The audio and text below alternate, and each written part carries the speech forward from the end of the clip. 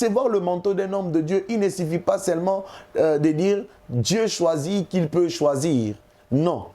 Il y a aussi une compétition de fils et c'est dans cette compétition que le vainqueur est couronné par le trophée qu'on appelle le manteau du Père. Et quand on reçoit le manteau du Père, on est le fils aîné.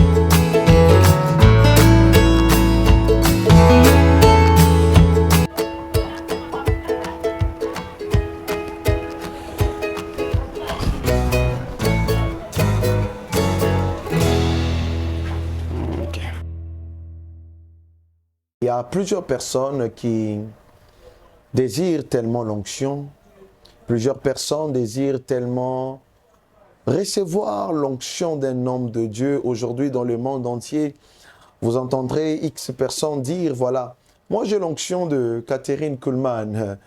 Autre dirait, moi j'ai l'onction de Aydin Abala, puisque c'est les pères de l'église du Réveil du Congo, dont je suis le petit-fils dans la foi. D'autres diront, moi je veux recevoir l'onction, ou j'ai l'onction d'Idaoussa. Et nous sommes dans une génération où plusieurs personnes parlent de l'onction, plusieurs personnes veulent recevoir l'onction, mais plusieurs personnes ne connaissent pas les normes spirituelles pour pouvoir recevoir l'onction ou le manteau d'un homme de Dieu. Alléluia. C'est comme ça aujourd'hui, je me suis dit d'aborder ce sujet, comment recevoir le droit d'aînesse dans l'onction. Ce sujet va permettre à plus d'une personne, je pense à un homme de Dieu, à un aspirant au ministère, de comprendre les normes qui vont lui qualifier pour recevoir le droit d'aînesse. Quand on parle du droit d'aînesse, on parle d'être le fils aîné. Le fils aîné, c'est lui qui aura la grande part dans l'onction de l'homme de Dieu ou d'un homme de Dieu que Dieu a eu à placer devant toi. Amen, amen. Alors, c'est ce qu'on appelle recevoir le droit d'aînesse, c'est-à-dire être le premier. Alors, ici, j'aimerais préciser, j'entends généralement, on dit que Élisée avait reçu double onction d'Élie. Je pense que c'est une aberration. Élisée n'a jamais reçu double esprit d'Élie, non. Ou la double onction d'Élie, non. Élisée n'a pas reçu cela. Élisée a reçu la double portion de l'esprit d'Élie. Vous voyez, il y a une nuance entre recevoir la double onction d'Élie et de recevoir la double portion de l'esprit d'Élie. Alors, nous allons lire quelques passages bibliques qui vont nous permettre de comprendre comment avoir le droit d'aînesse. Parce que vous le vouliez ou pas, lorsque vous avez tous un Père qui est loin, au-delà d'une qualification spirituelle que Dieu a prévue depuis l'éternité, mais il y a une guerre des fils du droit d'aînesse. Vous allez voir dans la Bible, vous allez constater qu'il y a toujours eu de guerre entre frères d'un même père. Vous allez constater qu'Caïn et Abel ont lutté pour l'exaucement. Mais je n'aimerais même pas dire qu'ils ont lutté. Vous allez constater que tous les deux ont présenté une offrande. Et pour moi, je l'ai dit, c'était comme une sorte d'arène des offrandes et il fallait que l'un puisse être agréé. Lorsque tous les deux ont présenté l'offrande d'Abel a été agréée et l'offrande de Caïn a été rejetée. Lorsque vous regardez l'histoire de Jacob et Ésaü, là même vous allez comprendre, tous étaient fils d'Isaac, fils de Rebecca, mais cependant quand il s'agissait du droit de bénédiction dans la lignée dans laquelle Christ devait sortir, il y a eu une confrontation et Jacob a remporté en héritant le droit d'aînesse. Et dans le ministère, il y aura toujours cette compétition que Dieu lui-même crée pour qualifier la personne qu'il a choisie pour recevoir le droit d'aînesse. Donc, au-delà d'être une qualification qui résulte de la souveraineté de Dieu, mais il y a aussi un défi, il y a aussi un challenge que Dieu établit entre le Fils pour recevoir le droit ou le droit le plus supérieur ou le NES. Nous allons lire le livre de Nombres, chapitre 11, le verset 27 jusqu'au verset 28. Nous lisons la parole du Seigneur. Un jeune homme courut annoncer à Moïse et dit, « Elda et Médad prophétisent dans les camps. » Et Josué, fils de Num, serviteur de Moïse, depuis sa jeunesse, prit la parole et dit, « Moïse, mon Seigneur, empêche-les. » Moïse lui répondit, « Es-tu jaloux pour moi? Puisse tout le peuple de l'Éternel être composé de prophètes et veille l'Éternel mettre son esprit en eux. » Alléluia. Et nous allons encore lire le livre de 1 Roi chapitre 19. 1 Roi chapitre 19, le verset 21. 1 Roi 19, le verset 21. 1 Roi chapitre 19, le verset 21. Puisque c'est un sujet qui nous tient vraiment à cœur de partager cela avec ceux qui aspirent ou ceux qui sont même déjà, mais qui veulent hériter le droit d'aînesse, c'est-à-dire recevoir la grande partie de l'onction du Dieu de leur Père. 1 Roi chapitre 19, le verset 21, nous lisons la parole du Seigneur.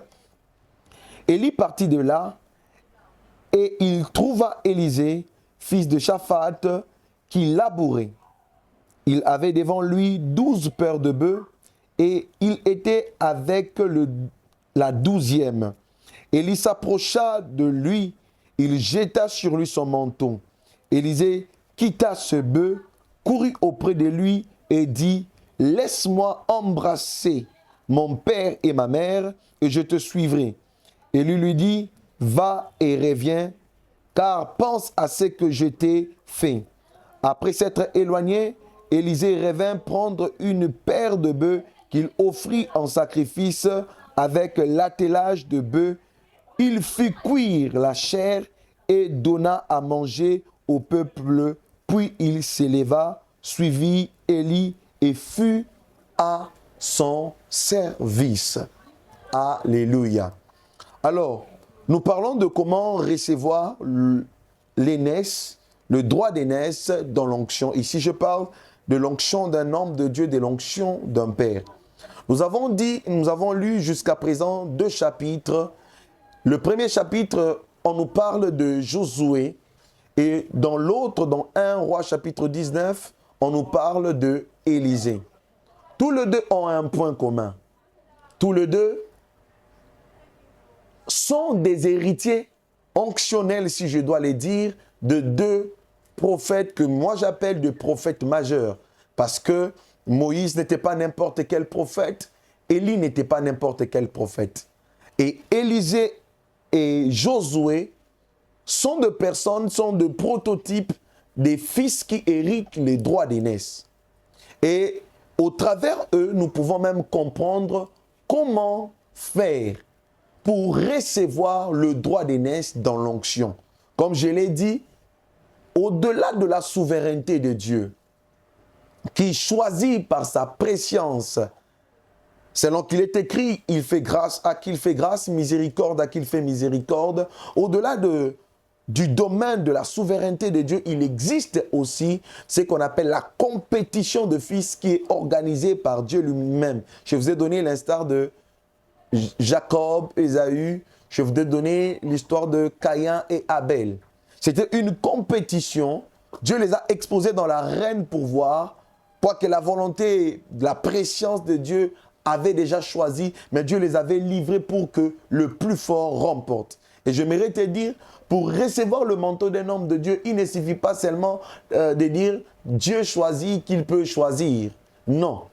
il y a aussi une compétition de fils et c'est dans cette compétition que le vainqueur est couronné par le trophée qu'on appelle le manteau du Père. Et quand on reçoit le manteau du Père, on est le fils aîné. Ce qui m'étique lorsque nous avons lu ces 2 chapitres, c'est ce que la Bible est en train de souligner. Dans Nombre chapitre 11, le verset 28 au 27 au verset 29, on nous dit que Josué, fils de Nun, serviteur de Moïse dès son plus jeune âge. Oh, wow! Serviteur de Moïse de son plus jeune âge. Il faut le souligner, serviteur de Moïse dès son plus jeune âge. Et quand même vous allez lire le livre de Josué chapitre 1er, vous allez voir, Dieu est en train de dire, mon serviteur Moïse est mort et je te choisis. Parce que Josué était reconnu comme pour être serviteur de Moïse. Et lorsque nous avons aussi lu les livres de 1 roi, chapitre 19, le verset 21, la Bible est en train de montrer combien est-ce qu'après que Élisée ait annoncé à ses parents que je ne serai plus avec vous et que je veux suivre le prophète Élie, la Bible dit il a été à son service. Alors aujourd'hui, j'aimerais parler dans le thème qui est comment recevoir le droit d'aînesse de l'onction, vous parlez des 4 choses qui vont vous permettre d'avoir le droit d'aînesse. Il y en a plusieurs, mais aujourd'hui, nous pouvons qu'aborder sur les 4 éléments qui peuvent vous permettre d'avoir le droit d'aînesse dans la compétition de fils que Dieu lui-même organise. Alors, la première chose que j'aimerais d'abord dire, pour recevoir l'appel ou pour recevoir le droit d'aînesse dans l'onction, la première des choses, il faut accepter l'appel de servir le Père. Accepter l'appel de servir le Père. Je ne parle pas de servir Dieu, je parle de recevoir, d'accepter l'appel à servir le Père. Lorsque nous lisons les livres de Josué, la Bible dit Josué était serviteur de Moïse. La Bible ne dit pas serviteur de l'Éternel. La Bible souligne serviteur de Moïse dès son plus jeune âge. De son plus jeune âge. En d'autres termes, on peut dire que parmi tous ceux qui étaient en train de servir aux pieds de Moïse, prophète de l'Éternel, Josué était l'un des plus anciens serviteurs de Moïse. Parce qu'il y a une confusion aujourd'hui. Quelqu'un va dire, je ne peux pas, moi je suis serviteur de Dieu, je ne sers pas un homme. En fait, lorsque vous servez un homme, vous servez son Dieu, ainsi vous servez Dieu. Josué servait Moïse, mais il servait en même temps Dieu, parce que Christ même est en train de dire, celui qui me reçoit, celui qui vous reçoit plutôt, me reçoit. Celui qui fera du bien à l'un de ses petits, c'est à moi qu'il fait du bien. C'est-à-dire, on sert Dieu en servant un homme qui est porteur de la vision. Quand exactement la même chose avec Élisée. La Bible dit, il a été au service d'Élie. Et lorsque vous lisez les livres toujours de 2 rois, lorsque le roi Josaphat et le fils d'Akab cherchaient à consulter l'Éternel et qui devaient aller vers Élisée, ils ont dit qu'il est celui qui versait de l'eau dans les mains de Élie. Donc, avant d'être un serviteur de Dieu accompli, il faut être un serviteur de l'homme de Dieu. Et quand on dit serviteur de l'homme de Dieu, ce n'est pas être son esclave. Ce n'est pas être son boy, non. Quand on dit serviteur de l'homme de Dieu, c'est-à-dire, c'est de porter la vision que l'homme de Dieu a reçue de la part de Dieu et mettre tout ce qui peut être effort physique, effort mental, c'est mettre, en fait, c'est disponibiliser à servir la vision du Père qu'il a reçue de la part de Dieu. La première des choses pour recevoir le droit d'aînesse, ce qu'il faut savoir, c'est d'accepter l'appel. Josué a accepté dès son plus jeune âge. a accepté dès son plus jeune âge. Également, le prophète Élisée a accepté et il a été à son service. Vous ne pouvez pas recevoir l'onction si vous n'acceptez pas d'être au service d'un homme de Dieu, d'être son serviteur, de servir à la vision que Dieu lui a donnée, de porter cette vision comme si elle était la tienne. Ça, c'est la première des choses.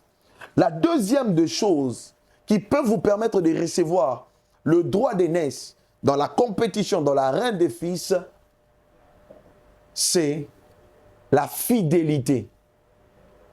Et la fidélité même dans les épreuves. Parce que vous le vouliez ou pas, tout homme de Dieu passe par des épreuves. Surtout avec l'avènement des réseaux sociaux, des TikTok, on peut tout vanter sur un homme de Dieu. Et parfois, on peut aussi dire des vérités.